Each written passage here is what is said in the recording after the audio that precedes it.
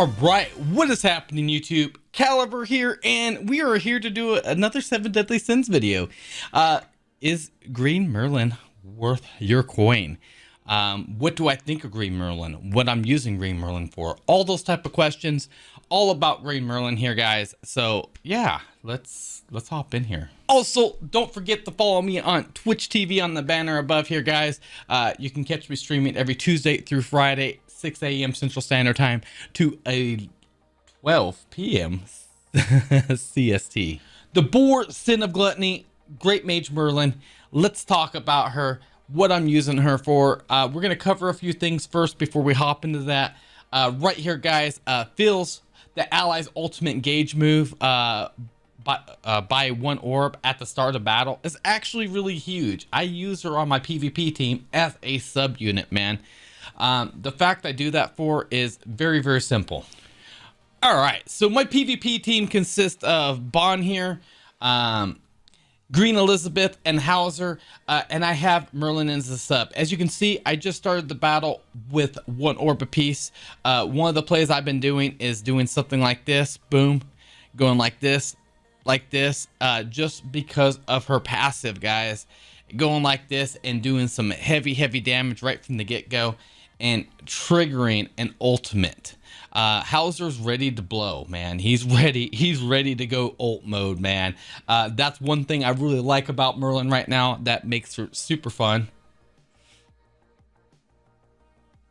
Also, as you just seen there, she has the ability to S1 and take out somebody's ultimate gauge by 1, which just pushed my Hauser back 1, which is unfortunate because I was looking forward to doing some crazy death moves there, and this one's ready to go.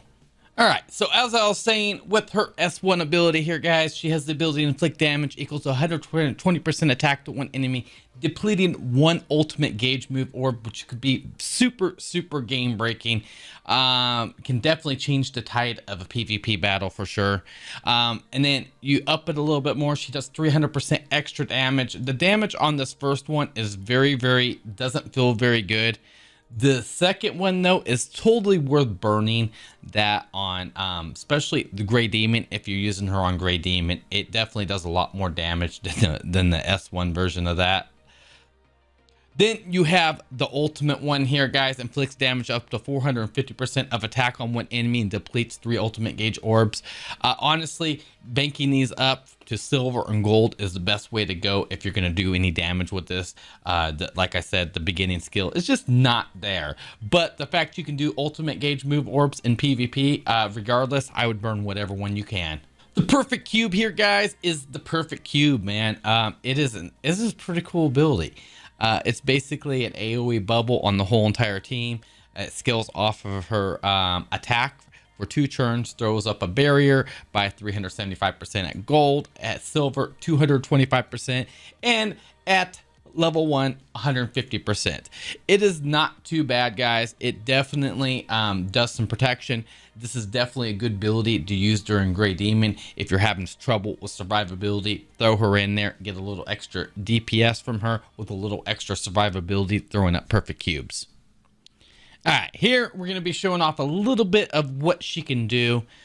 She's not the best DPS, but she's decent DPS with a little bit of support when it comes to this. She's going to do a little bit of an S1. It's a combined silver S1. So you'll get to see a little bit of the damage, and you can compare the stats to the damage. 48k. It's okay. It's okay. This nice little shield right here. Going to be taking some AoE damage here. Watch it take the damage. See how much of that it absorbed. It scales off attack, just FYI. And then boom. As you can see here, this really isn't a round I would have to heal from. All right, so that's showcasing her abilities. Her ultimate ability is pretty decent. I wouldn't say it's too insane. It does do quite a bit of damage. All right, so that covers her abilities there. Her ultimate is pretty decent too. I didn't have a chance to showcase it anything, but it does hit for a pretty good chunk. I could hit for 64k to 100k. Depending on the situation, she can do really good with it and do some chunky damage. It's not no game breaking damage like you're going to get out of like a Green King or anything like that, or a Jericho, but it's still a pretty decent amount of damage, and it can help you push into the next phase on Grey Demon. That's why I think she's such a great support unit for Grey Demon. You bring your main damage dealer, you bring Green Merlin, and that could be very, very helpful. As you can tell, I fully awakened mine. Absolute beautiful. I also went ahead and limit broke mine all the way to level 70. I went all in on Green Merlin. Merlin's waifu for me, man. Another thing I did was max out her affinity. Got her little sexy balloon thingy there.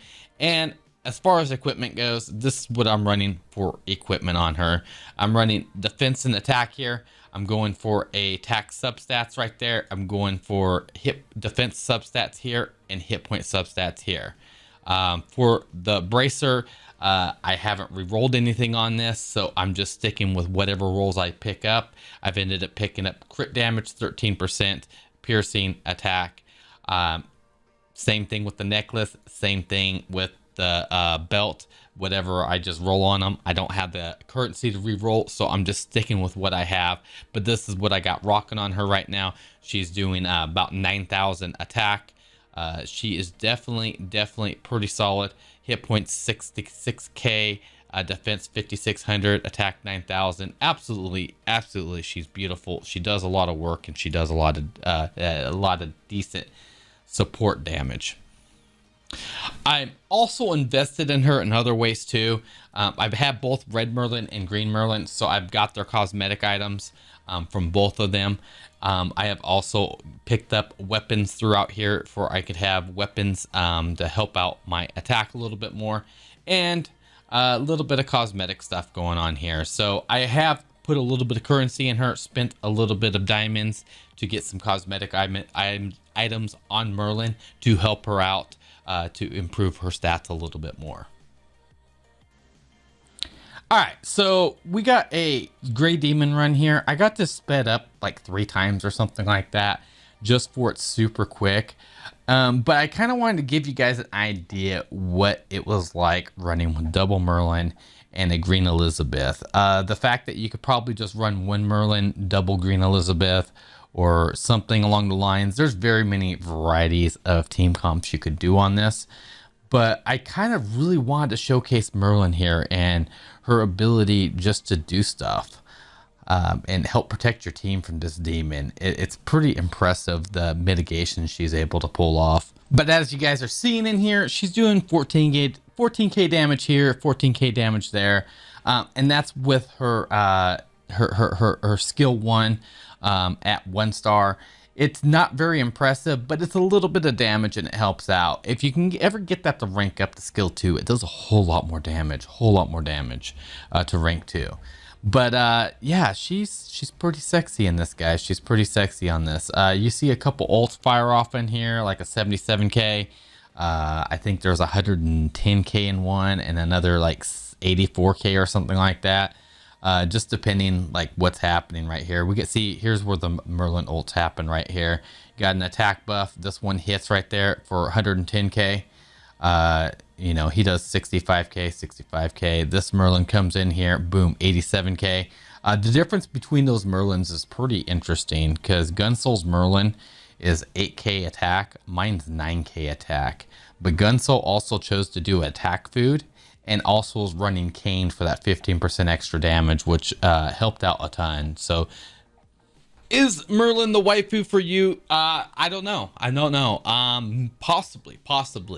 That's why I did this video, for you could check out to see what her abilities are. If you like it, maybe this is a build you want to go for.